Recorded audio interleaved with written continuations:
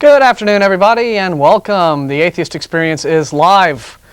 Sunday, July 21st, 2002. This show is sponsored by Atheist Community of Austin, a nonprofit educational organization promoting positive atheism and the separation of church and state.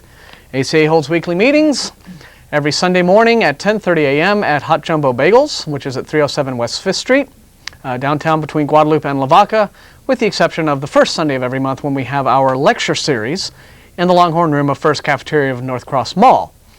The next lecture will be, I think, next weekend, right? No, yes, it's weekend after. Weekend after. Okay. Weekend after. Okay. It's starting to bleed Jason Crudier, Crudier, like that. Right. About neuro-linguistic programming. That should be interesting. Yes. So I'll have some questions for that guy. Anyway, so that's when that's taking place. And anyway, I'm Martin, your host. That's Ashley. Let's see, what else goes on? Godless Gamers, of course, is every Monday nights at 7 o'clock at the home of Russell and Virginia Glasser. And for information about that, you can talk to Russell or Ginny. It's all kinds of fun. ACA Happy Hour is our little Thursday evening get-together at about 7:30-ish. Takes place at Antonio's Tex-Mex near the intersection of I-35 and Highway 183. And The Nonprofits is our internet radio program, which plays every Saturday afternoon at 2 o'clock p.m. at the atheistnetwork.com website. It's hosted by Jeff D., co-hosted by Vic Farrow, Mary McManamy, Russell Glasser. It's all kinds of fun, runs an hour and a half on the web, and your browser will need the Real Player plugin to hear the audio stream. And Real Player's finally got their OS 10 plugin available. Thank you, guys, after a million years. So that's the fun. And there's a chat room feature you can use. You can interact with the show that way. And on our website at atheist-community.org, there's a radio show page where you can listen to archived episodes. Yes. You feel for it? That's always fun to listen to. Lots of media outreach that we do in this group. It's a very active group in that regard. Yes, the thing I like about it. Yeah. We're out there. We are. We're out there, man. We're out there, dude. Tell me. The Godless Americans March on Washington is still tentatively slated for November the 2nd of this year. This is sort of a, everybody else has done their March on Washington thing, and it's our turn. Decided to. It seems to be an American Atheists sponsored event. Yes. Our organization is not affiliated with American Atheists, but every once in a while, they do cool things, and we hook up with them on some of that. And a bunch of us are talking about trying to get out there for that. Yeah, so it'd be the nice. chit-chat seems to be coming up a little bit more often now that it's getting a little bit closer. Well, business, but still plenty of time to plan. Oh, yeah. And, and you can get a flight there the day before, so. Sure, yeah. So it'd be no rush. I'm thinking about that, seriously. Make a little vacation of it. I'm thinking about going out a couple days early, doing the tourist thing, hitting all the Smithsonian, the malls, and then see what that would be nice. Yeah, so we'll do. I assume that's on a Saturday? The March thing is on a Saturday, so it's like, so Halloween is 2 days before. Yeah. That would be strange. It would have been cool if we had the Godless Americans March in Washington on Halloween.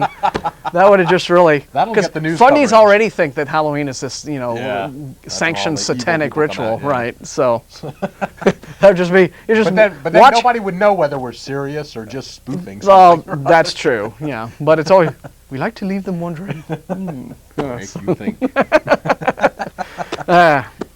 Or some games just sometimes just have them running in terror, screaming, clawing out their eyes. They were running before, they'll run even faster now. No. Anyway, so there's godlessamericans.org is the web page for that information. And there's also another thing that looks like American Atheists is spearheading. Secularmemorials.org is a website where we're trying to persuade everyone to do... September 11th anniversary is getting ready to come up. There's going to be all sorts of memorial services and national sort of, remembrances and events, I'm sure, commemorating and memorializing that event. We're quite certain that all of the official ones, as it were, are more likely than not going to have all kinds of religious aspects to them. Yeah. Prayer vigils and all kinds of religious. And, it's our group probably will pull together some sort of a secular memorial event. Yeah, we did after it actually happened. Yeah, after I had the thing in the... another one. Yeah, probably another one. And of course, secularmemorials.org is a thing that's trying to, again, remind atheist groups nationwide to have, to do the secular memorials, while all of the politicians once again are sort of religiously showboating. Yeah. Well, and I'm sure some of them are sincere, but anyway, so that's going to be a thing that's going to come up, and we're just going to remind everyone that if you're a non-religious American, and of course we all want to be part of these things, that there will be a way to do that. So, okay, so that's I think settles it for the announcements, except say this show, of course, is live, and then we have reruns of the program now running at 4:30 p.m. on this channel, Channel 10, every Tuesday now. Yes. So that's really handy. So we tend to run a couple weeks back. Yeah. This show will probably be running about a week and a half. From now, I think. Like 2 Tuesdays away. Yeah. So and what have you. Yeah. So it's us. We're back to annoy you again. Thank you for joining us on this swelteringly hot Sunday afternoon. Yes. Time for some news, I suppose. What's happening in the world, Ashley? All right. It's a pretty light week in news, and so we might have a little something extra to go over. Yeah, I've got a thing, you've got a thing, so we'll have... We've all got things. Plenty of... Won't go there. First story of the day. Family television. Blasphemy results in death sentence.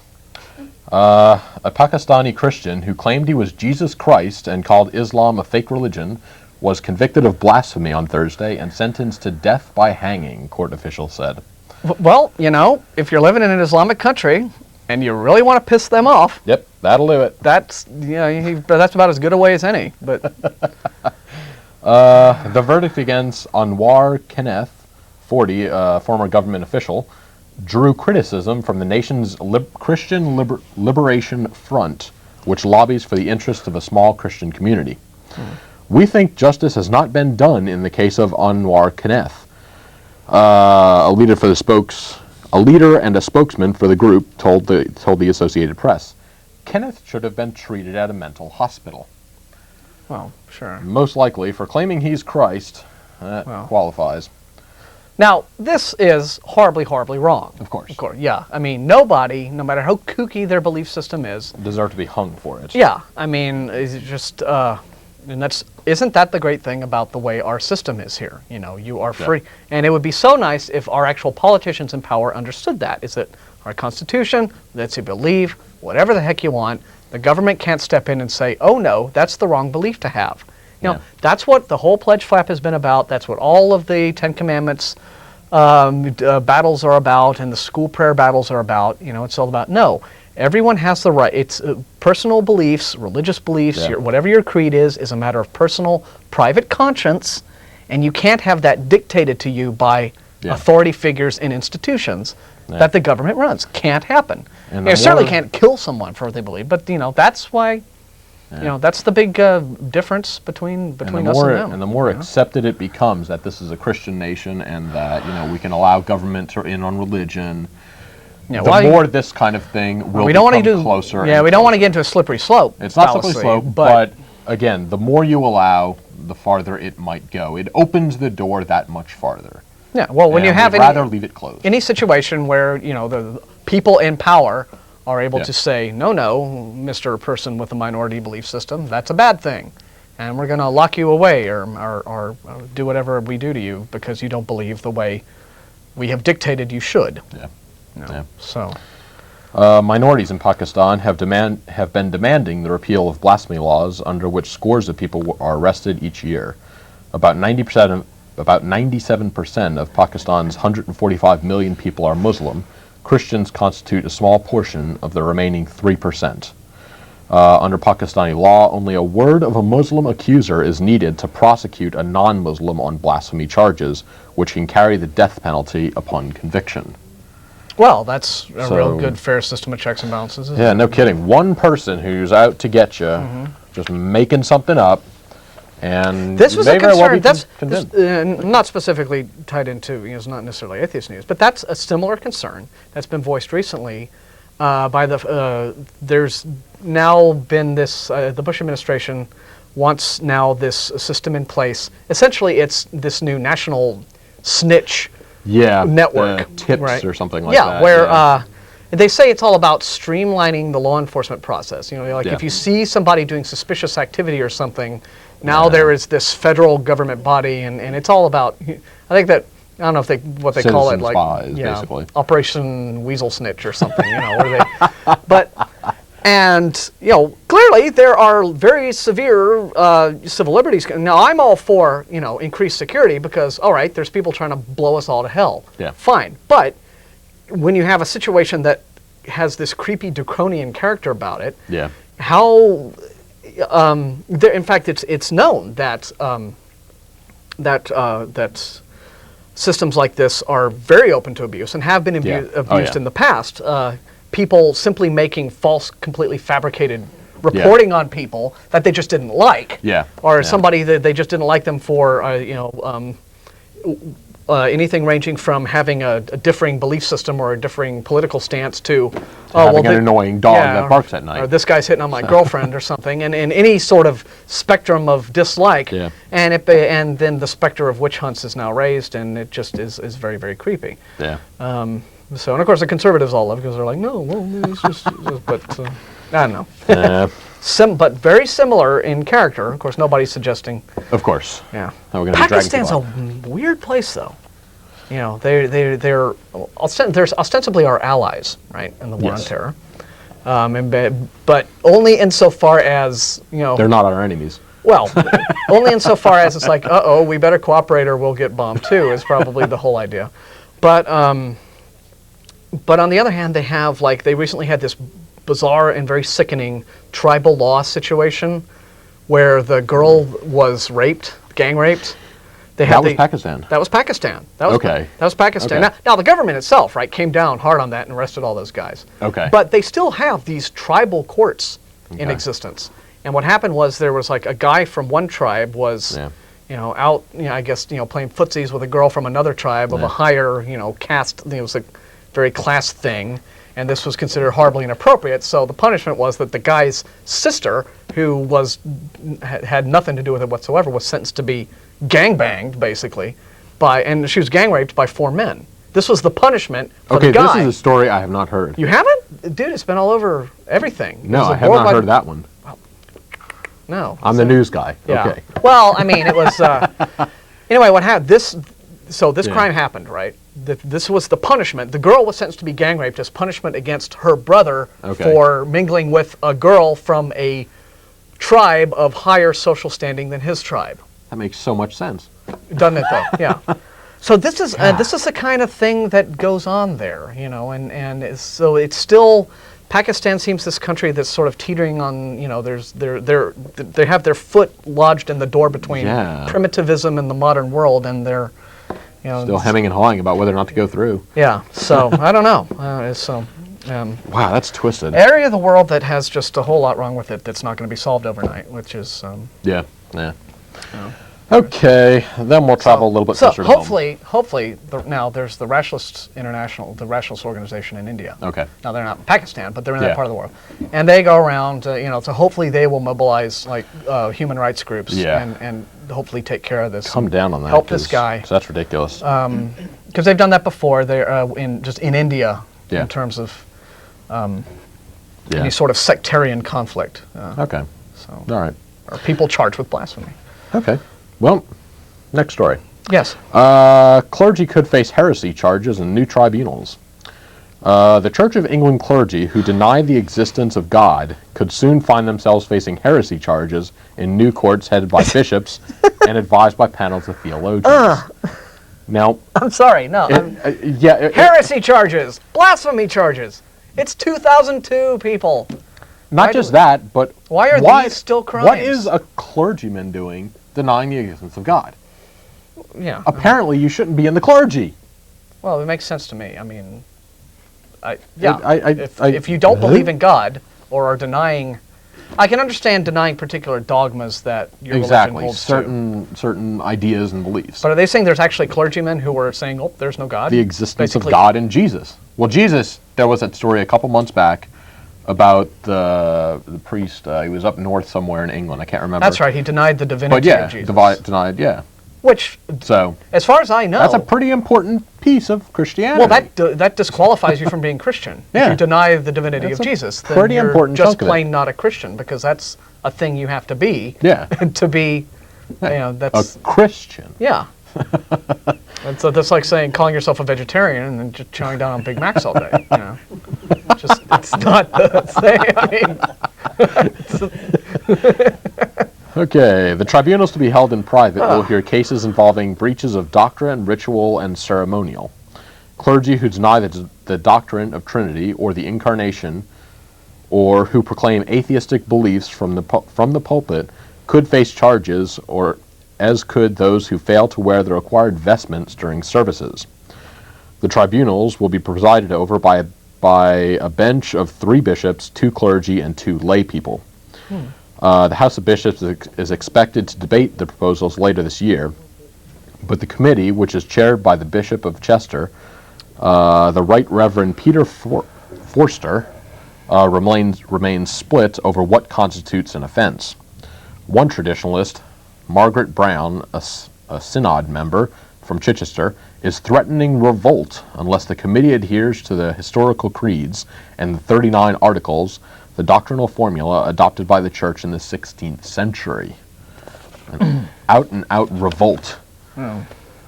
If approved, the tribunals will replace the lengthy system of consistory courts, which are so unwieldy that they have never been used to try doctrinal issues. The bishops made clear that discipline over doctrine would be rare and exceptional, but that there needed to be boundaries of permissibility. Okay, so anyways, what it boils down to is there's amongst these clergy, there's a big how many angels can dance on the head of a pin argument, and one group says we have to stick with the traditional beliefs, and there's a more progressive group that they don't like, and the real world, who cares? I mean, really, right? I mean, well, if you want to boil it down that much, I guess sure. so. I mean, what's it got to do with the price of tea in China? But yeah, they're trying to get some of this stuff down, so, well, yeah. See what happens with that one. That's, And finally, the last news story I have. Reverend Moon ads say faith leaders have turned to him.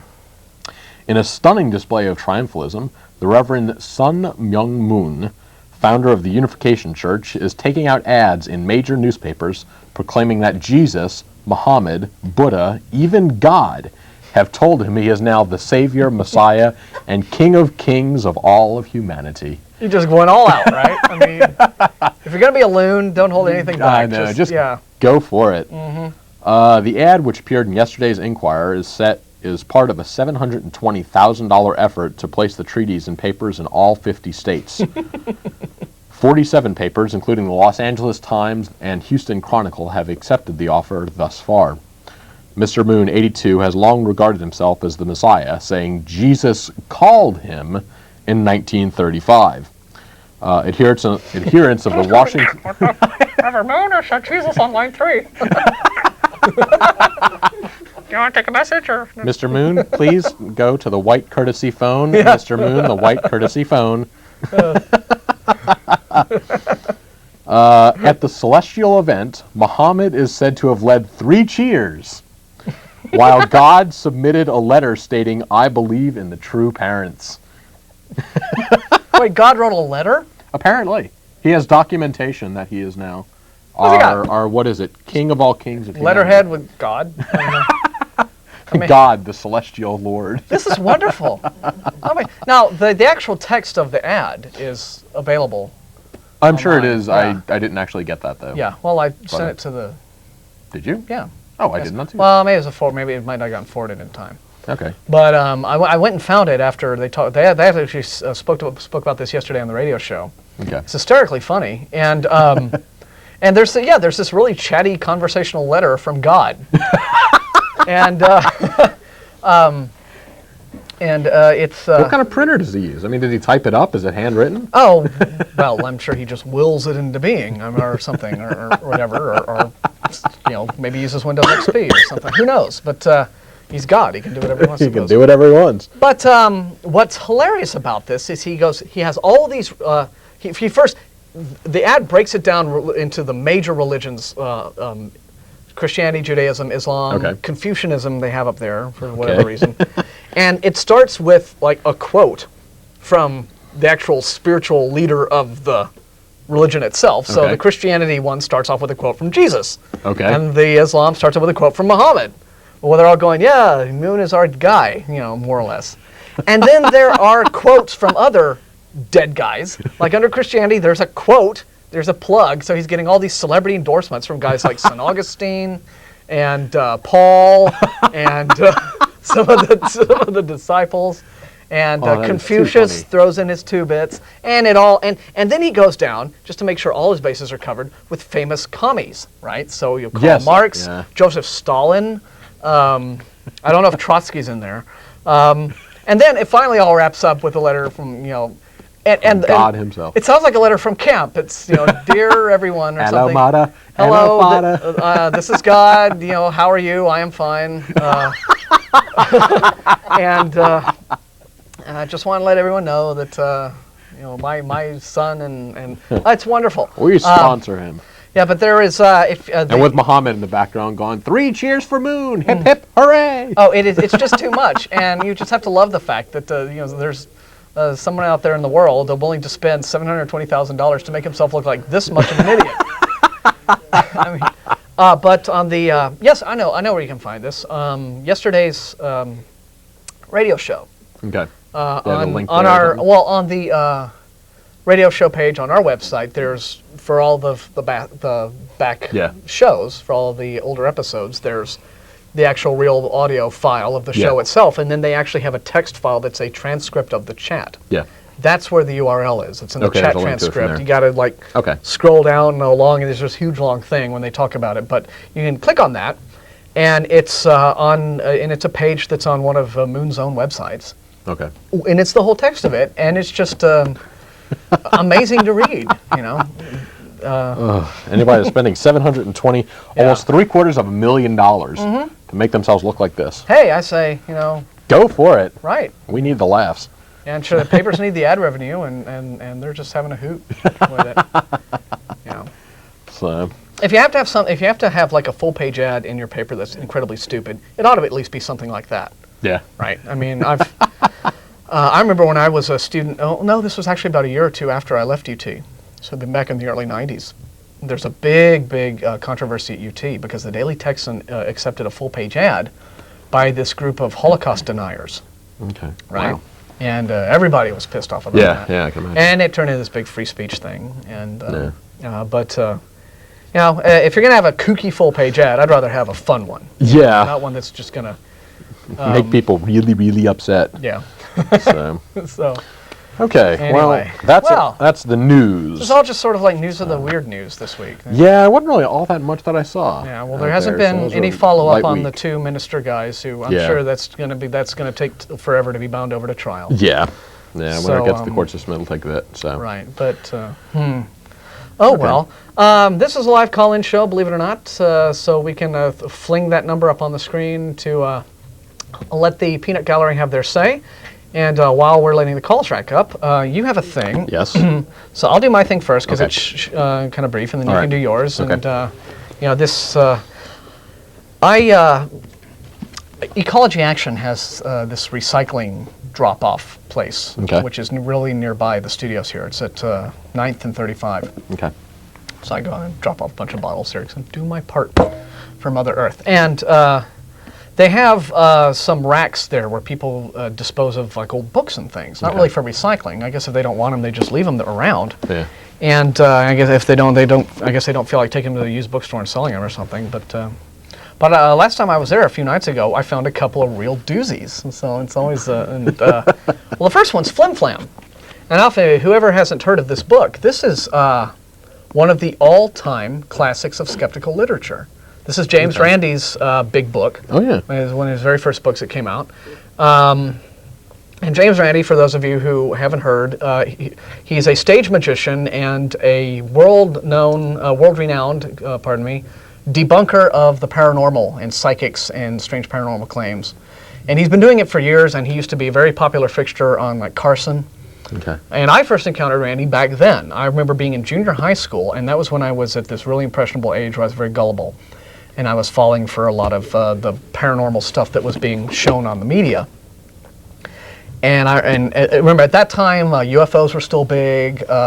Okay. You know, Bigfoot was still trendy. Yeah. And one television show I remember, I couldn't have been more than 11 or 12 years old, had this episode on psychic surgery.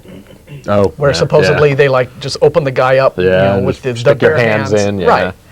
And I remember that age going, dude, wow, that was really just something else. And of course they'd reach in and the blood would pour and it would look over, and they'd pull gunk out. Yeah. And then a few nights later, James Randi was on Carson, and he said, "This is all a big sham. I'll show you how they do it." And he did psychic surgery on Ed McMahon.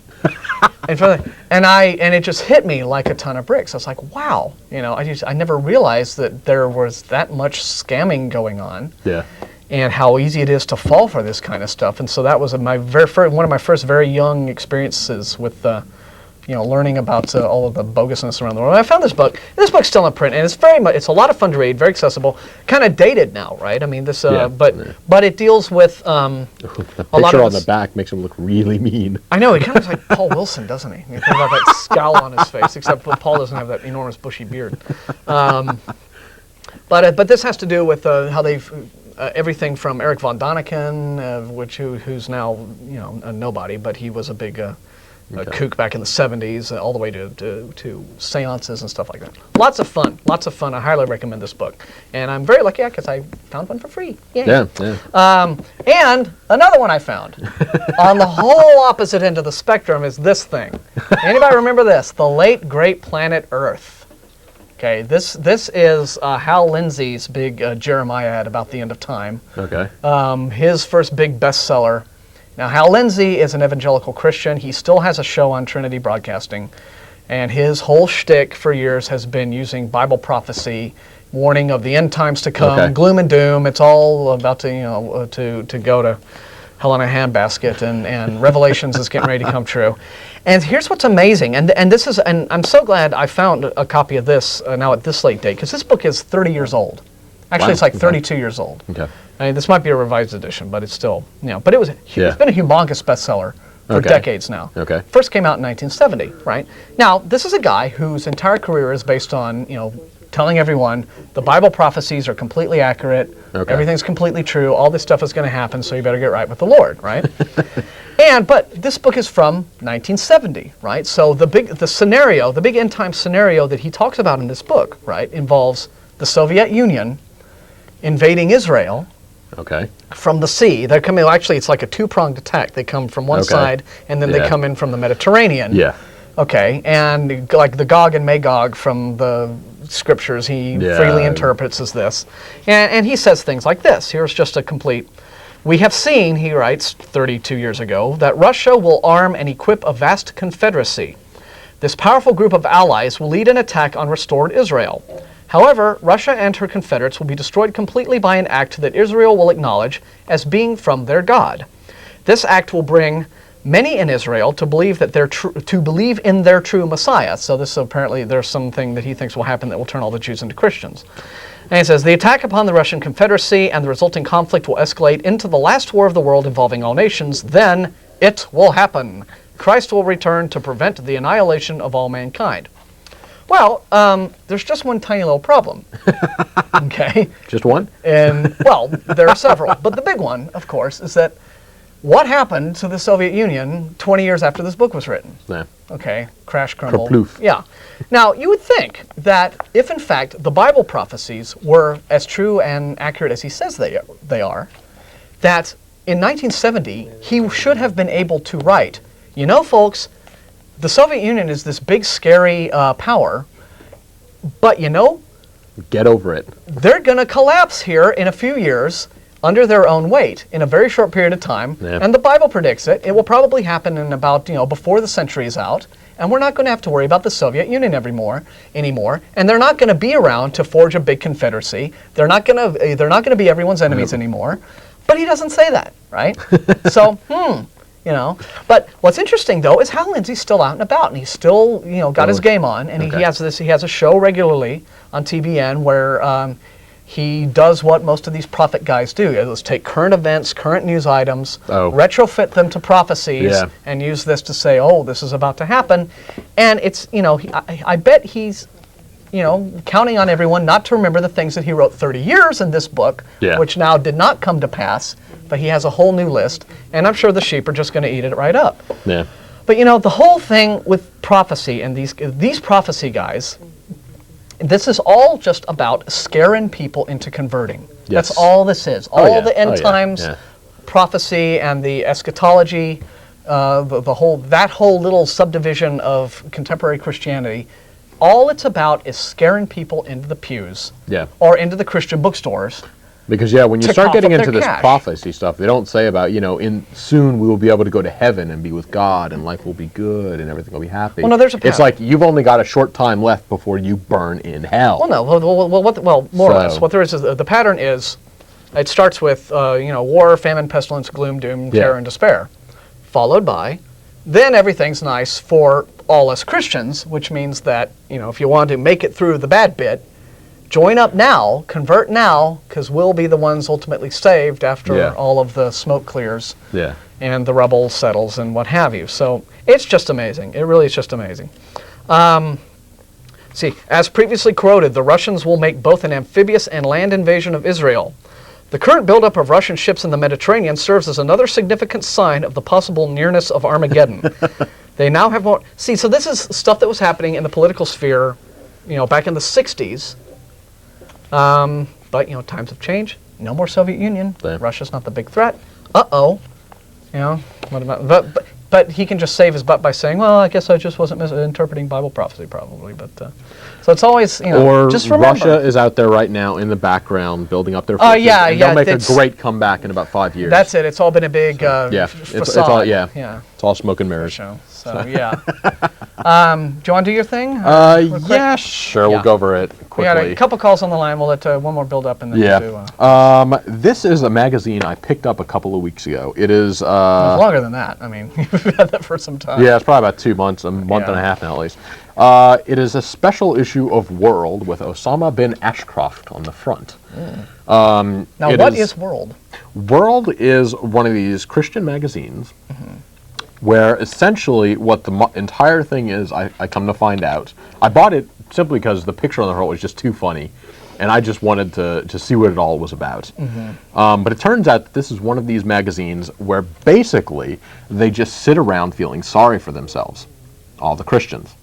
How we are so put upon, and this is such a bad world. And Evil liberal media's out to get us. exactly, the media is out to crush us down, and so this is their outlet to others.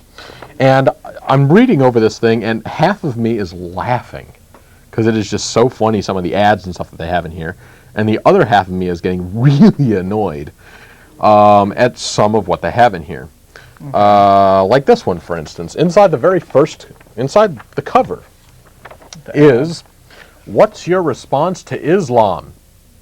And there you go, without the And glare. response is what? And it has 4 different books here, and each one is, let's take all these Islamic people and show how to convert them to Christianity. Deeply grounded in the gospel of Christ, Arab Christian Chaklat Nukhari offers an even-handed and thoughtful comparison of Islam. So there's one like comparing Islam to Christianity. I imagine making Christianity out to be the nicer of the two. Yeah. And then others showing how you can waging peace on Islam. Yeah. Well, do you think are these books trying to come to terms and reach an I think it's trying to playing field with Islam, or in fact to say no, Islam's really really evil, and we need to do all these Muslims a favor by showing them the truth of Jesus before it's all. And you'll discover what has drawn them to Christ, gaining insight on how to relate other women of Muslim background, as well as how to introduce them to Christ.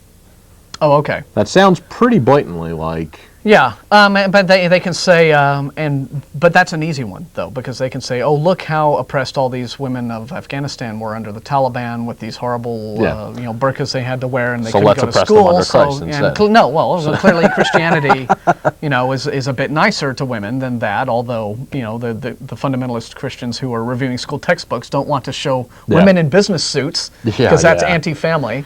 Yeah. But at least they don't. Christian women don't have to wear burqas, so that I guess that makes it all better. Yeah, one step above. And as was mentioned before with this, with 9/11, a lot of the religious groups were basically using it as a pulpit to get up on rather than saying that this is such a bad thing that happened, it's like, here's an opportunity that we can exploit. America's newest heroes introduce The Jesus video. yes, and you can Well, read no, that look, I'm up. sure there's tons of Christian firefighters, and they want Oh, to. I'm sure yeah, there are, that's- but you have this dirty firefighter in a helmet with a flag behind him saying, "America's new heroes introduce the Jesus video." Well, that's fine, but now remember though. I mean, we can sit here and cut this magazine. Who is? but the audience for this magazine, right? Yes, It's Christians. of course. Okay, I mean it's a Christian audience. They're going to. I mean, clearly, they're not going to have a problem with anything that's in here. And I'm sure that there are a number of Christian firefighters and yes. who want to deliver, to communicate their beliefs and to the Christian lay public, and so. But now this is annoying. The Christian. No, I mean, come on, let's hit the good targets. And we're not going to hold this one up; it's too small. The Christian history of the Constitution of the United States of America. This is. It looks like a 2-volume book, maybe. Understanding of how Christianity eventually produced individual liberty with voluntary union, thus promoting its flowering in America, is developed in these volumes. Which is a bizarre, just a reevaluation of history. Foundation for American Christian Education. Sure, yeah. Is the Now, Christian history of it's the pamphlets Constitution. like this that are going to now justify the whole move towards theocracy. Of A lot course. of them. Of course. Yeah. And But gee, doesn't it seem strange that this supposedly Christian document that they think the Constitution is does not reference the Bible at any times, makes no mention of Jesus, no mention of God, doesn't quote from Scripture, doesn't mention the word Bible. And in fact, the only mention of religion in the Constitution at all is a prohibition. Yeah. No religious test for public office. Yes. Yeah. I have heard blatant lies, just flat out lies on Christian television about the Constitution. I heard on Jack Van Impe's show, his little dipso wife just came out and said that the words "under God" were in the Constitution. They are not. That is a lie. It is false. But this is this is how shameless they will go to attempt to characterize America as that America's really a theocracy. Just nobody realizes it, and all these evil liberals. If we just get rid of them, have stopped it. So, no, wrong. So. I mean, it was set up as a free, pluralistic society. No government intrusion in religion. Simple. Yeah. And here's a neat little device too. Rebuild our nation. Let's with his words. Let's get to. Is there like a specific article that makes some points we need to? Because not really. It's about time to get to the calls. No, it was We're just general. yeah. Okay, fine. But there's other stuff in there, and we'll save it for future shows. If we got time, we'll go for it. Let me call. All right. We're taking a little time. Richard. Yes. Hi. Thanks for waiting. Sorry to keep you. I just wanted to talk a little bit about something that needs to happen in Austin, and that is Fat Bashers Unite. Who knows? Waste our time. I don't know. I didn't even comprehend what he was saying. So, all right. Mike, it's on. Mike. Yeah, I was just wondering, what exactly do you feel is how the atheist community is going to recruit its so-called members in the future, and how and why they should? Well, our group is just here as an outreach to the unbelievers in Austin, and if they're interested in the group, they're free to look us up and sign up or not, or we're not whatever. we're not the military. We don't recruit. Yeah. Well, you pretty much, I think you're a military group kind of, because you try to instill your ideas on other people, and no, we don't actually. The show, the two purposes of the show are education and outreach. Outreach to other atheists who are out there and don't know about that. Hey, there's a group out there, and two, for Christians and I guess people like yourself to say, hey, there are atheists out there. Here's what they believe. We're not trying to change your ideas, because chances are that's simply never going to happen. You're not going to change ours. We're not going to change yours, most likely. But it's just a chance to talk and just say, hey, here's what we believe. Right. Because chances are, you both seem like intelligent people. I just wish that you would use your intelligence on like constructing something more. I don't know how to explain it. Like I see the atheist people and I see them as I really don't see the atheist people because the only people I see is y'all. But I guess my point is that I really don't know what my point is at, but I just think that the atheist religion is not really a good way to go. Yeah, it's not a religion. Not a religion. Yeah. Well, Atheism it's not is good, a criticism of religion. Atheism is a skeptical viewpoint towards religion. But I think It's it a should be a philosophic- religion because if you don't believe in in something, Then you don't have a it's religion. all of your beliefs all into one place according to religion. So it kind of is a religion, I think. Yeah, but we don't Yeah. have a belief. I know your beliefs are not beliefs, but that doesn't make it not a religion. Okay, You know what I'm saying? yeah. Like I think it should be considered a religion. In Well, a way. the dictionary definition of the word religion is very clear. Okay, it involves spiritual leaders, reverence towards some sort of a deity or supreme being or spiritual leader, and that's not what atheism is. Atheism is a philosophical point of view. Generally speaking, it involves a disbelief in the supernatural, and then beyond that, critical thinking towards other areas. But the only thing an atheist is a person who doesn't believe there are any gods.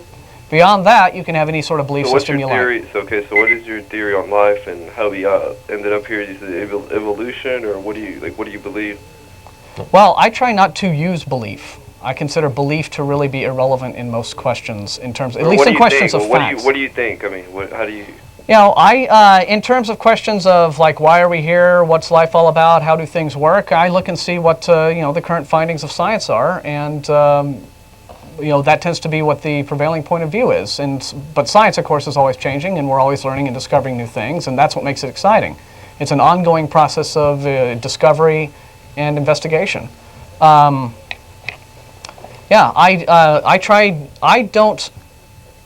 do I explain this? I don't use belief to fill in gaps in my knowledge. If I don't know how something is, or if I don't know something about something, I'll either try to find out. All right. Let me ask you this. Okay, let's say you're sitting there at your show one day, and all of a sudden you see something, like where you're looking at us, you start like seeing some things, like something like it's something religious or something. You know what I mean? You don't know how to. You mean if explain God it. comes down here? Or Just like Jesus in a tortilla? Some sign, No, I don't know. Jesus in a tortilla? Yeah. No, let's not get trying to be funny here, guys. But what I'm trying to say here is like if you see, I don't know, like the sign of a cross on your wall or something like imprinted on your wall. What would you think about that? Do you think that you're just seeing things? I would say, there's a cross on the wall. Chances What else are would I somebody say? put it there. In fact, I can look at how could you scientifically explain that? Well, maybe somebody got a can of paint and put it there. Okay, but what if 3 seconds later it disappears and it's not there anymore? What do you do? If it ever happens, we'll find out. If it happens, we'll tell you. We have yet to see something like that. What if a fire-breathing dragon came crashing through the roof? What if a bunch of UFO aliens came down wearing propeller beanies and tuxedos and did line dancing in front of the table? What if we all grew antlers in the middle of the show one day? I mean, who cares, dude? I mean, we deal with reality. We deal with that is reality for some people, though, and I'm afraid that you're not open to it, and one day you'll understand. Open to what? Open to what? You're open to that there might be a God, and there is actually something out there that put us all here on Earth to live and learn about life, and it's just something that you're missing in your life. You know what I mean? Well, it's going to boil down to evidence and not speculation. There's evidence. The problem is that scientists don't find it as evidence because it has to be quote unquote scientifically proven in their own research and all that bullshit. Yeah, that's kind of the point. That's how things. I mean, do you even know what science means? I know what science means. Yeah. I'm just saying. Well, what does it mean? Well, there's a like, for example, if you're trying to find out what we're talking about, you have to go through a scientific process where you have to study and analyze it by scientific means, not by any other means. So that's already. Well, what other? biased. I mean, well, hang on, wait a minute. You're assuming that what other means are there? I mean, if you have a claim, there's religious means to study it. You can study, through the actual like religion, like priests could study it and like write about it and like they could give their own opinion about what they think happened, and that's what a miracle is called. What authority do they have on the real world? Like there's miracles out there that you people obviously are not open to. And well, no, wait a minute. Really Let me ask you, what is it? What's so special about religious beliefs? Okay, that they get to be exempt from the same sort of standards of scientific investigation that are applied to absolutely. The problem is that you can't explain it scientifically. That's the problem. If you could, then it would be a scientific explanation to it. Well, but since there's not, it's called a miracle. Well, what I'm saying? Or it's called a superstition. No, it's not a superstition. I mean, lightning if you used actually to see be with a your own heavenly eyes, thing. Okay, look, I mean, man, look, there's a way of people don't need to be so investigating. close-minded in this world. That's the problem that people have. Dude, I think you're confusing open-minded with gullible. Okay, No. there's a big difference. Okay, how Here's gullible? the thing. How gullible can you be if you're sitting down in your show and you see a cross on your wall? Dude, that's and it never disappears? Like what? Like, I mean, have you ever seen that before in your life? No, and that's Okay. part of the That's problem. the problem. If it ever so happens, maybe if we'll you explain did it. see it, they would change your total belief on life. of Yeah, everything but- that It you may believe in. very well, But but it Why don't you hasn't explore happened. it, man? But, Explore well, it. Try to find meaning How in do we life. explore something that's never happened and that, to the best of our knowledge, can't happen? Well, travel. I mean, Why what don't is you the travel point? around and be smart enough to be open about it? And once Be you open get to to that what? point in your life, maybe Wait you'll a minute, hang realize on. that, damn, maybe this guy's telling me the truth. Maybe this Hang guy on, has hang on. Be open to what? All you've done is say, be open to religion. Be open to that there might Look, be a possibility I am of miracles. open. I am Be open. to, Very to open. Maybe it's somebody that's dying right now, Hey. and there's a miracle and it saved their life. Here's- That's amazing to me. You know what I mean? Well, How else could you explain that scientifically? There is no way. Medicine. There is no wait a way. minute. I don't know of any instances where a miracle has saved anybody's life, but I am open to whatever there is strong evidence to support. And Okay, you can sit here and okay. talk about, oh, what if some miraculous cross magically appear on the wall? Well, gee, then magic would occur. But since I don't There's have no magic. I don't have any evidence that crosses magically appear on walls and then disappear. I don't have any evidence of all these things that you're telling me that I'm supposed to be open to. Okay, but you be open to later on in your life. Wait a minute, be open to what? You haven't given Be me a open real... to the idea that there might be a God and that there might be miracles that are going on. As If we you speak. can, If you can show us any evidence of there being a God or can't it being show you true, anything. You have then to I see am for yourself, perfectly man. open to the Because that's the idea. problem with science. Science. Yeah, it yeah, discredits- science has it a rigorous... discredits other people's opinion unless it's your opinion by itself. Because if you can't Excuse me? actually prove it yourself, then you're not going to believe the other person's opinion. Now, dude, That's you, the scientific do belief. not know Yeah. anything about how science works. Okay, Science so you're has telling a me, system. okay, so you're Science telling has a me, system let me of ask- checks. That's the same argument we're having right now. If Okay, I'm about to cut you off. We I'm have to- trying to give you my belief, and you won't listen to it because that's your opinion. Well, but first if off, obviously, if you two were with all right, here's the thing. These conversations have to be two-way, okay? We don't do this whole thing of one guy just talks and doesn't shut up and let anybody else, and let us respond, okay? The whole thing is, look, if there is evidence for a phenomenon, then there is evidence that can be confirmed and checked, multiple sources, and if you just want to say, oh, well, be open to all of these wild flights of imagination, hey, you can do that, but there's nothing there that's based upon actual reality, okay? And anyway, that call was going on way too long. We've given him too much time, and other calls are backed up. So, yeah, but I'm sorry, we can't do this just, one guy who won't be quiet and let us respond. It's got to be a dialogue. Don't release. Thank you. Who is next? Is it Tom on 1 or Jim on 3? Yeah. Tom on 1 is next. Hello, Tom? Yeah, Hi, sorry, Hey. that last call went on a little too no long. problem. I had someone say I like your show. I've been Thank watching you. it for a while now, and I would like to. I'm kind of the kind of guy that just hangs out, and I'm really not a joiner. I'm not a groupthink type person, that's but cool. I'm really with our. Well, we're not a groupthink type group, Well, I mean, like religions and stuff. Yeah. You know what I mean? Yeah. I guess what I'm saying is I'm just kind of what would you suggest people should do in light of our current administration's favoritism toward Christianity? I mean, it seems like we should be organized, or I guess people like me should come out more out of the woodwork, so I'm trying to say, and get involved and kind of make a resistance against this sort of. Yeah, well, it helps when when more people are active. And what's nice though is that there are ways to do it. If you're not comfortable with joining an organization or being really openly activist in, say, a public sense, going out and doing rallies and holding signs and things like that, there are other ways that you can make your voice heard. You can always just write your congressman if there's something going on, like the whole pledge thing, or any school prayer concerns, any sort of government intrusion in religion problems that are cropping up. You can always just fire off a letter to whoever your congressman is, your local representative. You can write letters to the editor. You can do things on a very small scale, and that at least gets your voice out there, gets you heard. What are you guys doing on the local level? I mean, you have a group right here. All right. Well, we've done something. Most recently, we've done, among the things we've done. Well, what have we done this year? We'll just recap. Well, we started out with. September 11th thing. Well, but I mean, This year? Yeah. Okay. Well, January was when we had the separation of church and state rally on the Okay. Capitol steps. That was a nice thing. We did a friendly, little peaceful protest of the National Day of Prayer.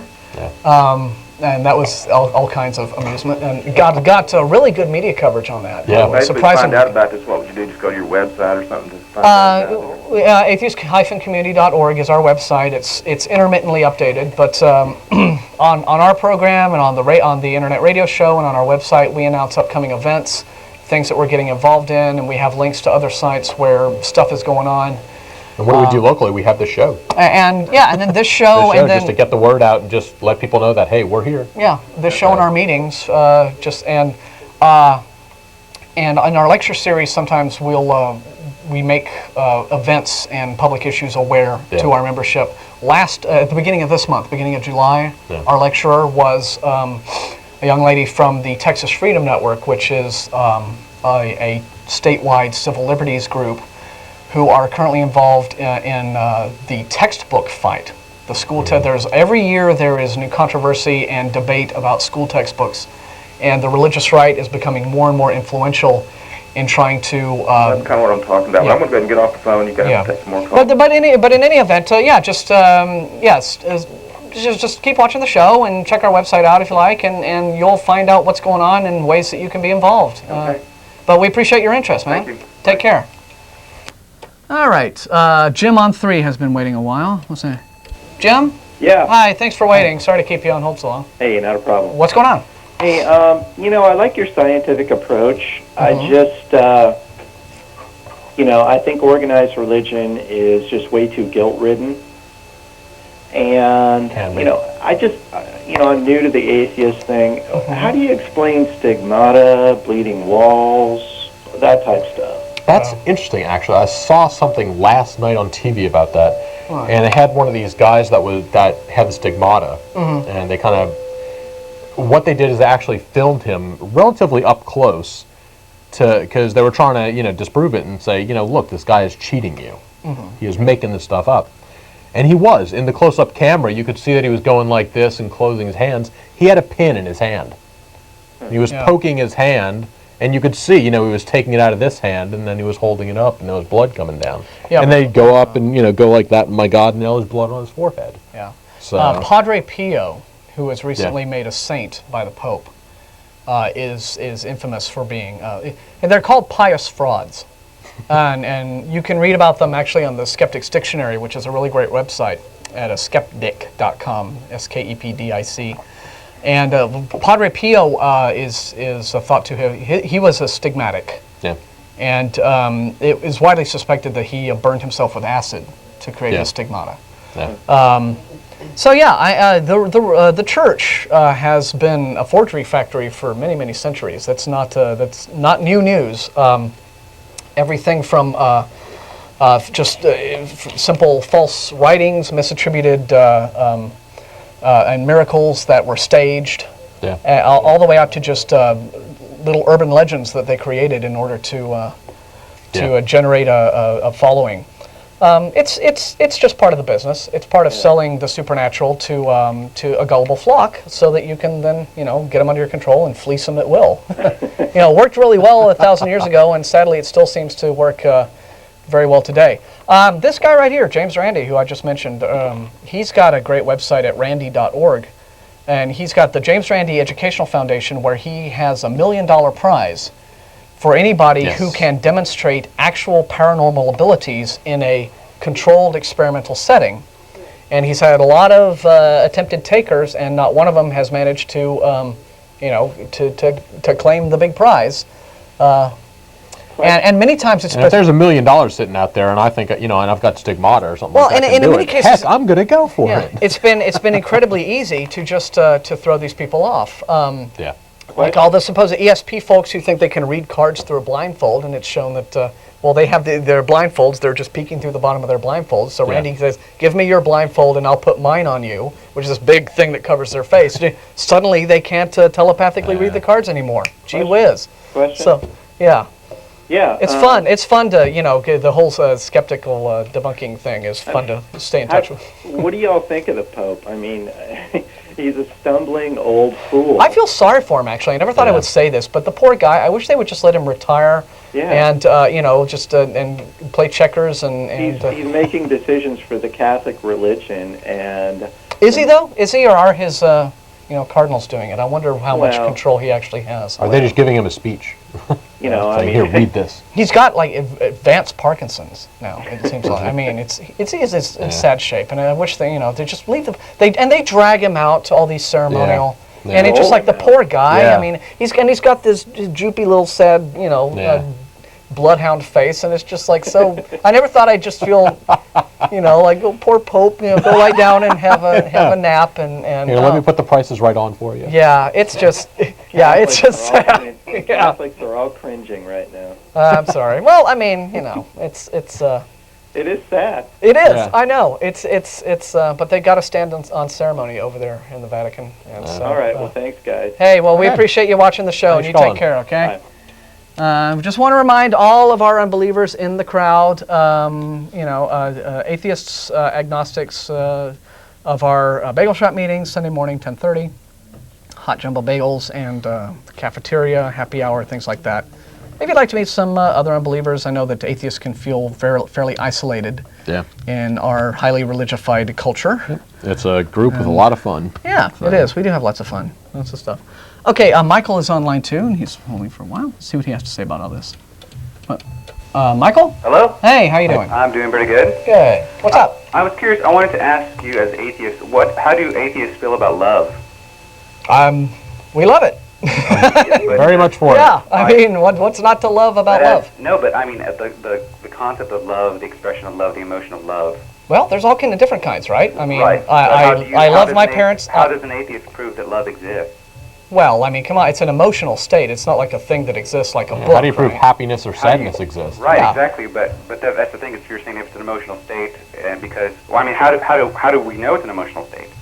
Well, I mean, what else would it be? I mean, I don't have any clear sign that it's anything else. I mean, just it's an emotional state. That doesn't mean there's anything wrong with it. But what are emotions based on? Well, they're based upon how you react to a certain stimuli in your environment, if you want to put it in a real sort of, technically, it's just more biochemistry. I mean, that kind of takes the fun out of it. Mr. Spock, sort of logical manner. But, there's nothing, it's human beings have emotional responses to things, and they run a very wide range. And I think it's all part of that's how we react to our environment. It's how we gauge how well we're doing. It's how we gauge our own, I think, personal safety. For example, fear is an emotional state that can serve as a warning.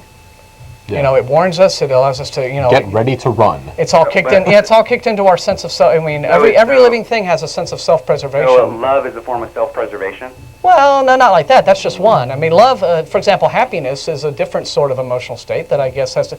We're not psychologists. Yeah. I mean, it's also an evolutionary thing. Yeah, I mean, you're asking the wrong people, really. No, but the point is asking that if you are, if you can feel that and understand that and accept that as being something emotional and personal instead of whittling it down to just a reaction or some kind of response, then that's the piece, that's the bridge that crosses between faith and science and religion and belief. Well, I don't really know that I follow you. I mean, first off, have you ever been in love? Sure. Yeah. How do you know? Well, how do I know? Yeah. I mean, that's kind of a silly question. I mean, how do you know that you're not just reacting out of survival, a response? Well, seeing as how the relationship I was in went down in flames really badly, clearly it wasn't something that was. If you want to narrow it down to that type of thing, I mean, you can. You could say that love is essentially an evolutionary process to where I want to protect the people that will hopefully carry on my genes. So now you're talking about familial love. Well, not necessarily. Now there's different types of love, right? But also, whoever it is I'm dating at the time. Yeah. I love them, and so I want to protect them because they're going to help me pass on my genes. Okay, that could be one thing. It's a little bit. It's Yeah. it's I was not like- very romantic, but Yeah, hey. we're just all. I mean, we're not behavioral psychologists, Yeah. right? So I mean, we're not the people who can give expert answers on where people's emotional responses come from. But I don't think emotional responses have anything to do with your creed, anything to do with whatever sort of supernatural belief system you may or may not hold. I mean, in fact, I think one thing that can be shown to happen is that when one has a strong and devout and fanatical enough bizarre belief system, one's emotional responses to things can be completely reprogrammed and all set out of whack, right? Yeah. I mean, it takes a certain type of programming to allow somebody to run contrary to their natural emotional response of, for example, love that you would have for your child, to allow yourself to kill your child and let that child die. And what do we have right now? We have there's a trial going on right now. It may be over. There was the religious cult leader who let his son starve to death. Yes. Okay, that's a big news thing that's being covered on Court TV a lot. We've read many news articles recently about, within the last year, it seems that there have been a solid handful of events around the country where you have these members of a particular religious faith who don't believe in doctors or medicine, so their children get sick with these very common ailments that simple antibiotics would take care of, but they don't take their child to the doctor because their religion says don't do that, so they sit there and they pray over their child, and the child ends up dying from some very simple ailment that could be taken care of with some over-the-counter medication. It takes very strong indoctrination into some sort of bizarre either supernatural belief system or superstition to allow a parent to the most natural instinct a parent can have, which is love for your child, the desire to protect your child. To allow a parent to completely erase that and let their child and sit there and watch while their child dies. I mean, so. In fact, I don't think that you can attribute emotional responses to belief systems. I think emotional responses are perfectly natural. I don't even know if our caller's on the air anymore because it sounds like he dropped off. Is it one? So is he off? Okay. He's off. Okay. Well. Okay. Well, that's our answer. So there. Scott is on line one. Let's see what he has to say about this. Scott. What's going on, Martin? We're good. How you doing? The guy in the black shirt is a convicted. That is the same fruitcake that called in before and said I was a child molester, most likely. Oh. So. Is that the same guy? What a moron. I don't know. Okay. Maybe he has a thing for you. I don't know. Sorry. He likes that sexy bald head. He dreams about you at night. That's it. Yeah. Okay. Sorry. This is the atheist experience, not the Catholic priest experience. Okay. Get your show right. Oh. Ginger is on line two. It's about time we had somebody with a pricky name. Ginger? Hi. Hi, how you doing? Yeah, I'd like to ask a couple questions right quick. You go right ahead. Is it that you don't believe in religion, but you believe in a higher power? Or that you believe that apes and monkeys were our ancestors? Okay, I'll take them in a row. Okay, thank you. An atheist is a person who doesn't believe in any gods. Now, we're not asserting a statement of absolute knowledge, okay? All that it means to be an atheist is somebody says there's a God, and we say, well, we don't believe you. And generally speaking, it's because we haven't encountered anything that we consider to be compelling evidence to allow us to think that there are supernatural higher powers out there. Doesn't mean to say such evidence doesn't exist, but we haven't, we don't believe for example, do you believe in the Greek god Zeus? No, I mean, obviously not. Okay, and why not? Because he does not exist anymore. Anymore? So he did? He existed at one time? Maybe. I mean, I don't know. Okay. I'm not real knowledgeable on the Greek but you don't believe that the Greek god Zeus exists now? No. Okay, because?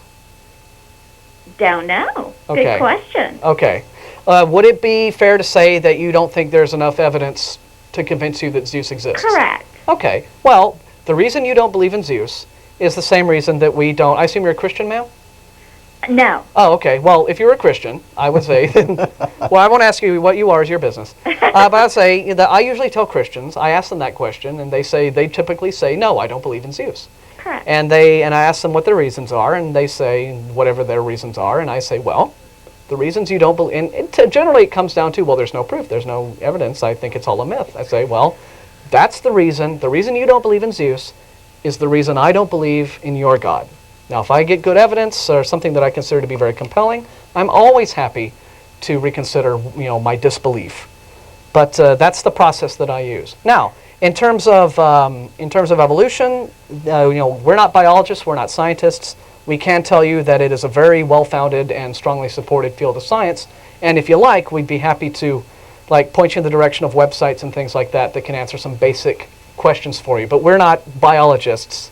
So we can't really give you the the nuts and bolts of how the whole process happened. Okay, I have another question right quick. Okay, no. I have come up against this question before about, prove to me there is no God, prove to me there is a God, and, it's like, prove to me where the original Bible was. Well, there isn't. I mean, I've never seen an original. No. Well, because it's a compilation of, hundreds of different books. Well, there's that gorgeous Gutenberg at Harry Ransom Center. But of course, that's not the original, right? But pretty much. We know the process of how the canons were selected. It took about 200 years. And we know where they came from originally. Some of them. It started with the Muratorian canon, I think, was the first one, in about the year 190. And then it took about 200 years of debating and bickering. There was a big debate on which books of the New Testament were divinely inspired or not. Yeah. And there were several that ended up in the final New Testament that we have today that some church elders thought, those don't really belong there, and there were some excluded that many people thought at the time actually should have been part of the New Testament. So it was this long process of ecclesiastical editing, essentially. But yeah, you're right. Here's the whole issue of proof. Generally tends to run like this: someone making a claim, you bears the burden of proof for that claim in the positive sense. For example, if you're asserting the existence of something, somebody who's asserting the existence of something is the person who bears the burden of proof for that claim. It always falls. So if somebody says, a God exists, or if somebody says I saw Bigfoot, or if somebody says a UFO landed in my pasture and they came out and probed me, well, those are the people who bear the burden of proof for those claims, because those are very strange, extraordinary claims. Yeah. It's perfectly reasonable for somebody hearing that to go, sounds kind of weird, I don't think I believe you. But if that person is able to meet his burden of proof, then it's okay at that point. But that person has to do that. Now, we as atheists clearly don't think that theists have met their burden of proof, and that's the only reason we're atheists. That's really all it boils down to. Okay. So, I hope I answered you. Thank you. Well, thank you very much for calling. On the television show, it showed a guy who wrote the Bible, Richard Freeman or something like that. Oh, yes. Yeah. The book is called Who Wrote the Bible? Oh. And it was Richard Friedman, I believe. Yeah, Richard. He has a middle name, Friedman. Yeah, it's a book about the Pentateuch. Yeah, the first five, I want to say, books of the Bible, and basically how they came to be and why there's two creation stories that are pretty much the same but a little bit different. Mm-hmm. It's interesting. It goes into a lot of that stuff. The history of that period, because Israel was the two nations. Yeah, it was one nation, and then it split, and then they came back together. And so that's why it and each they had their individual oral histories, and they had to combine them and figure out. And it's pretty interesting to read. It's a very easy book to read. You can read very quickly. You guys just set me off on another question. I'm sorry. Hey, go right ahead. What we're here for. Yeah, we're. Don't take this the bad way, but do you think God may have been an ethnic group other than white? Well, I would assume that, hey, he's God. If there is one, he's so far above humanity that...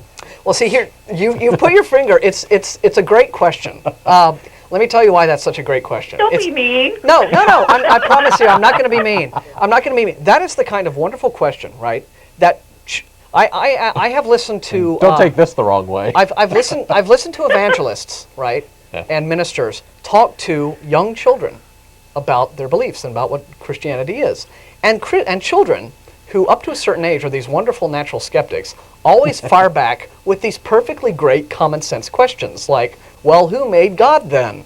Or "Where's heaven at?" And "Is God a boy or a girl? Or is he black or white?"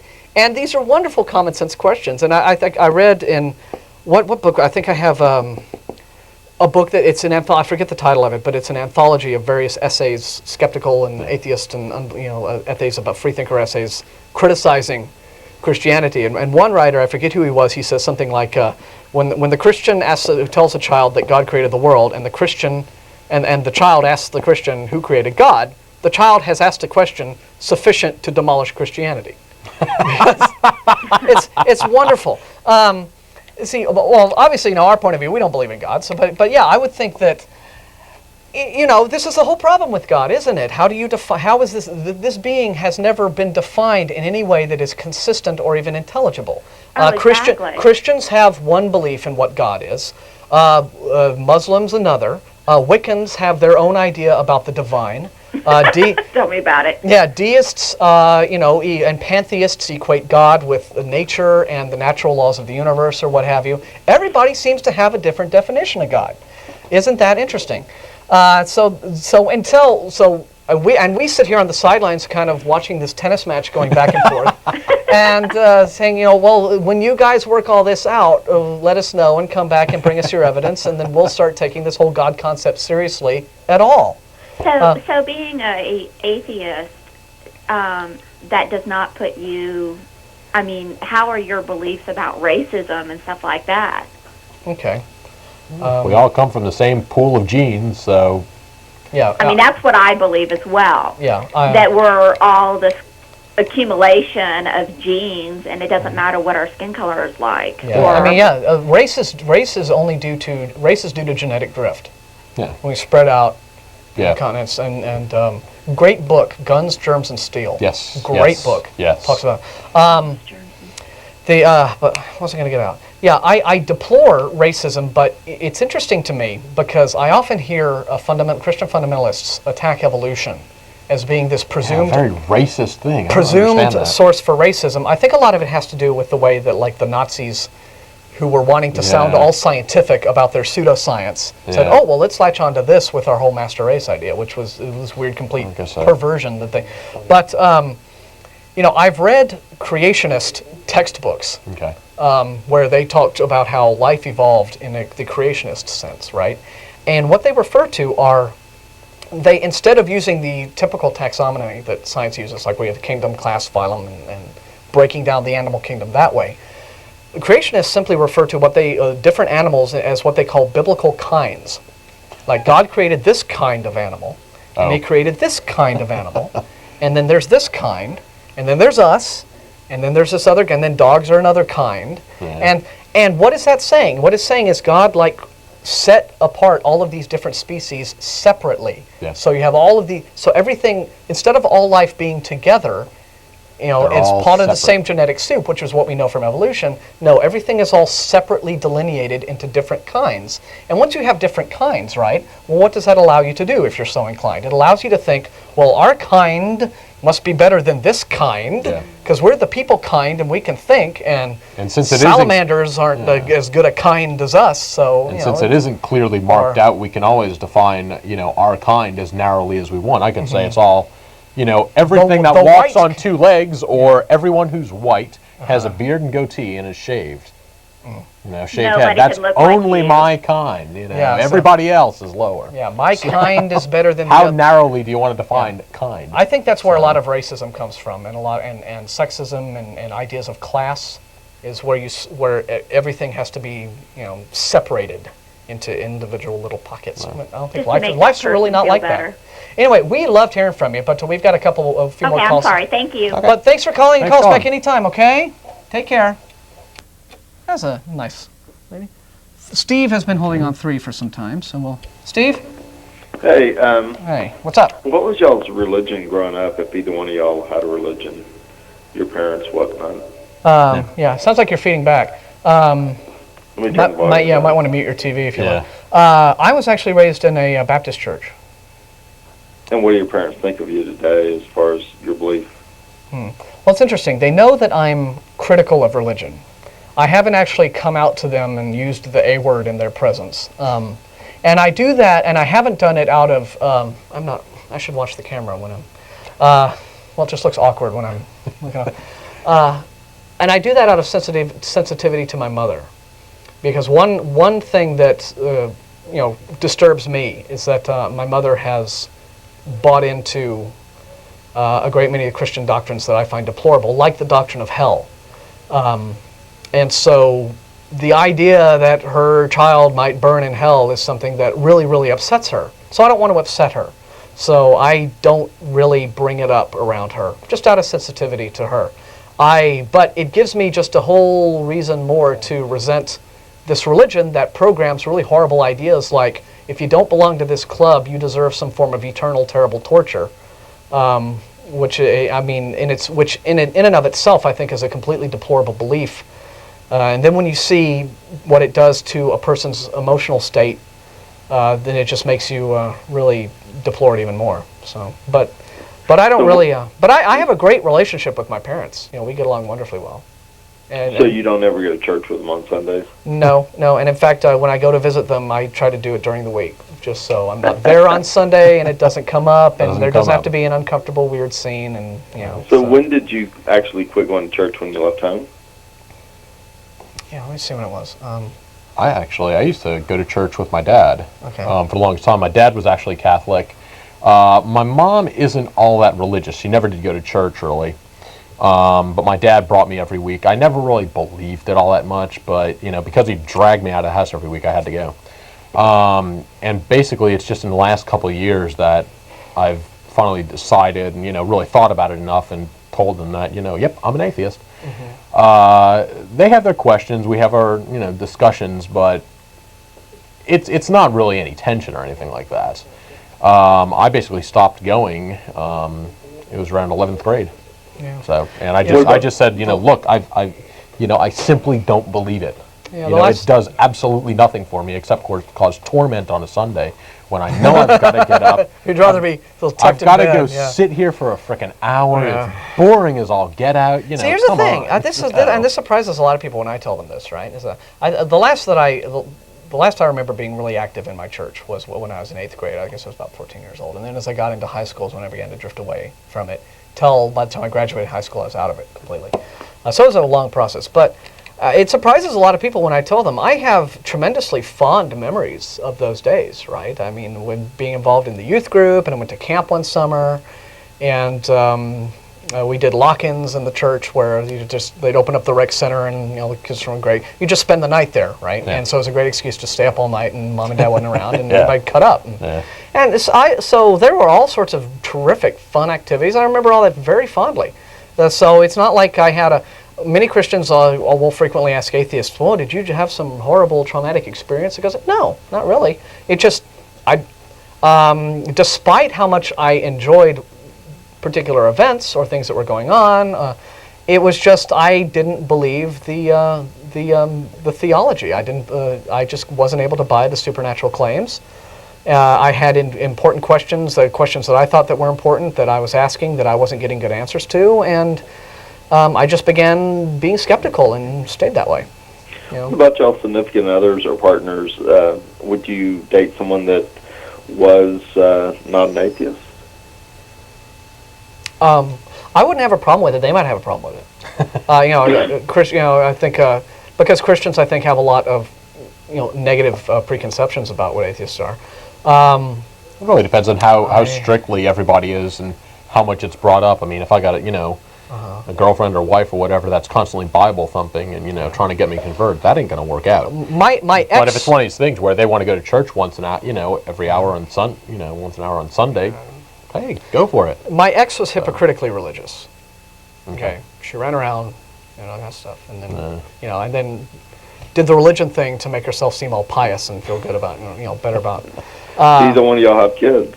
No, thank goodness for that. Boy, that would have been a really... See, now that would be a problem. if you had an atheist partner and if you had an atheist spouse and a Christian spouse, I think that would run into there would be very serious problems at that point dealing with the religious instruction of the kids, which is why you don't see a whole lot of these mixed creed. I mean, you see some. I think you see there's probably a lot of marriages where mom goes to church every Sunday and dad stays home and watches football. Yeah. But then again, assuming that even if I did have kids, I wouldn't object to them if they wanted to go to church or something like that.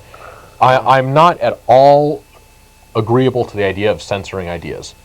If you want to learn about something, you can learn about it. Even though I don't agree with it possibly, it's fine to learn about it. Now, how far you go with it's another thing. Let's not go overboard on anything here. But yeah, if you want to study, about Christianity, Muslim, Buddhism, whatever, sure, pick up a couple books, go to, a church or a synagogue or whatever, Hey, learn about it, and then, make up your own mind. Right. So. Okay. Yeah. Frank Zappa had a really terrific quote that, as usual, caused a lot of controversy. But what he meant was, just before his death, he was interviewed, and he had a very close-knit family, and all the kids had funky names, but they were still a very close-knit family. And he was asked, I remember watching on Good Morning America, and he said, well, so what is your method for your recipe for raising perfect kids? And he said, you're not going to like it.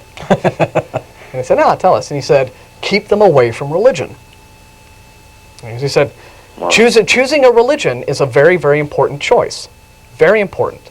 And he said, children should not have that decision foisted on them while they're still too young to think for themselves and to make up their own minds. Yeah. When they're of an age, so that was his point of view. And I don't know, I mean, but I tend to lean more towards your thing, right? I mean, if I had a kid, and I would want to raise that kid with good, solid critical thinking skills. Yeah. And if that kid still said, well, I kind of like to go to I'd be like, well, okay, I mean, I would have to, I think, as a matter of intellectual honesty, let that kid see it for himself and make up his own mind and think for himself. And if he ended up disagreeing with me, well, that would be his choice to make, and he had that right to make that choice. Yeah. So that's. But I'm not a parent, thank goodness, so I don't have to. Not yet, anyway.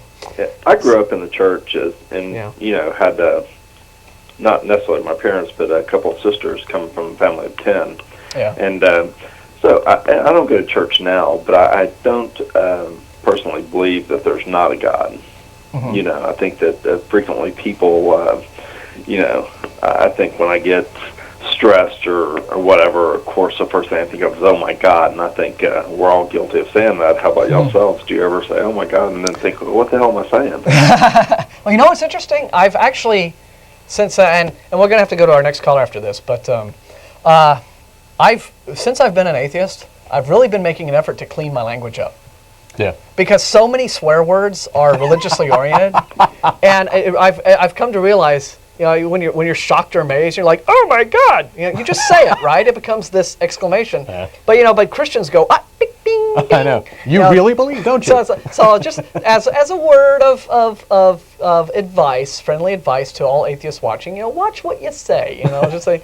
So I've actually tried to clean up my oaths, and so I take God's name in vain less since I've been in. And not all atheists are like that, but I've actually tried to do that a lot less. Anyway, Matt, we appreciate hearing from you. We want to get to our last couple of callers before we go off. Thanks for take care.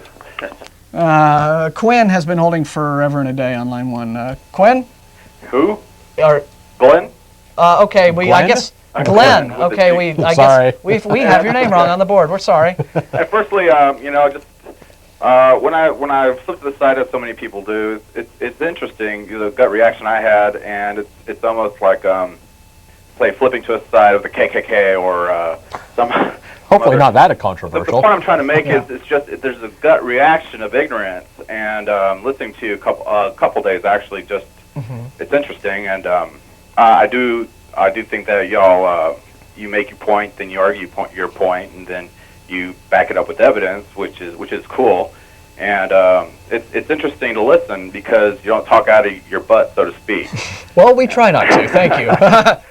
we always wonder about that, so we appreciate you letting us know that we're okay on the butt talking score.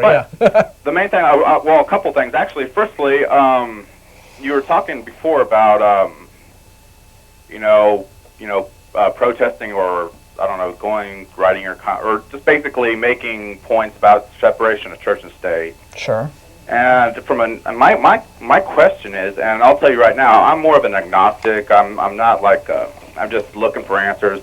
Sure. I don't believe evolution. I mean, just there's a book called Darwin's Black Box. I'm sure you've heard of it, probably because you seem to be pretty well researched. And just the fact, I do have a minor in biology, and I'm able to say I don't know. Yeah. And worldofdawkins.com website has some refutations of that book by other molecular biologists. If you want to read some of those essays, they're pretty interesting. Could you repeat that, please? We can actually put it up on screen, Steve. Worldofdawkins.com. It should be on the top of this list that's coming up here. Okay. It's a science website where other molecular biology, Michael Behe, who wrote that book, is a molecular biologist. Exactly. And these are other colleagues of his responding to his book. There are some essays on that site. Okay, great. Well, I haven't read him, so I only have read part of his book. Yeah, Behe's actually, I mean, he's an educated guy. Yeah. But I think the general, the Reader's Digest version of among his critics seems to be that his science is sound, but his metaphysics is lousy. And I'm not sure exactly what that means. Yeah. well, I guess you can read some of those essays and find out. But, okay. Thank you. But we try to on the program just make our point of view understood as clearly as we can, and we try to present hopefully a more positive image. I'll say a lot of people have negative images of what they think atheists are, and we try to let them know that we're not all ogres, and we're just trying to be friendly folks like everyone else. Not here to convert the world. Present a different point of view in a civil manner. Well, it's interesting listening to some people call, and they call with a very vague idea of what they're talking about, much less, and it's when they call with vague questions about, well, I'm going to get them on this one. I hear myself saying, well, man, and they're going to eat you up and spit you out. You better have more than that behind you. Yeah. Well, hopefully we don't get mean unless we get mean. People be mean to us, but I think it's good because those people, like you said, the guys with the vague questions, maybe this is the first time in their lives that they've ever really had to examine that thought that they're trying to formulate. So if we can provide that for them, that'd be a good thing. Listen, we really appreciate hearing from you, and we appreciate you watching the show. Call us back anytime. We got 4 minutes left, and we want to try to squeeze one more caller in. All right? Thanks for calling. You take care. All right. That was a nice guy. Rodger will be our last caller of the day. Rodger? Hey, how you? We are well. How are you? Hey, I'm fine. Charles Darwin is racist, and he's also sexist, because if you read the title of his book, The Origin of the Species and the Natural Selection of the Favored Races for the Struggle for Life. And if you read think through you the book, added a it's couple always words to that title that weren't there in the original text. I don't think that's the accurate title. Well, I'll tell you what. I'll bring the book next Sunday, and show the whole title. I just want to understand what he means by the favored races. No, I don't think it has anything about that. Yeah. So go back and look at the original title. Okay, well, we'll natural selection or something like that. We'll tell you what we'll do. Yeah, check it out, though. Next Sunday, I'll bring the book, and if you're watching next Sunday, we'll go over it, and you can point us out the racist bits, okay? And the sexist bit, too, because he's also sexist in the book. If you read through there, he treats women as like second-class type people. Yeah, well, so does St. Paul in the epistles, so, nothing new there. Hey, well, that's because he's a theologian. He has a degree in theology. St. Paul has a degree in theology? No, Charles Darwin got a degree in theology. Oh, well, he was studying for it. So then he was he was in the seminary. So you're saying he got his sexist ideas from his religious upbringing? Probably so. Okay, well, that may be it then. All right, well, we appreciate it. You take care. All right, that was interesting. Okay, we'll just have to say next week we'll be here again, 4:30, same time. Yep. And we have about a couple minutes left in the program. Is there anything else that you want to announce really quickly? No, not talk really. about. Can always go through one more, two more thing. Here. A minute and a half, let's say. Yeah, sure. Well, toward the back, let's read a couple of funny ads, and then we'll. Yeah, they got the classifieds in the back, and I laughed hard when I saw some of these. We have time for exactly one. Let's see. Are you unknowingly supporting Satan's kingdom? Millions are. Switch and save. LongDistanceSteward.com. Long distance phone service. Don't support Satan anymore. So that's all you have to do to not Is- support Satan's kingdom. Is Exactly, is switch your long to a service. so it's all, so Satan Those is, evil MCI and AT&T. so Satan has taken over the phones. That's how he's now, that's, well, that's kind of pathetic. I mean, you have, the best Satan can do is take over the phones, and, you know, next to, compared to the God of the universe, I don't really think he's going to have any problem there, is he? Oh, well, but it's nice to know that we have these diligent Christian long-distance services. Yep, we got people out there helping us out. Take care of, I mean. All right, well, we're more knowledgeable. Thanks to our crew. Thanks to all of our viewers. It's always fun to do the show, and you make it fun. Come back next Sunday, 4:30. Reruns of this show, 4:30 on Tuesday. And don't forget the non-profits on atheistnetwork.com, 2 o'clock on Saturdays. Here's our love rings going out to Austin. Atheist-community.org, our website. I'm just killing time until we go off the air. Hey, Christians, we don't hate you. We just think you're wrong. Bye, everyone. See you next time. Bye.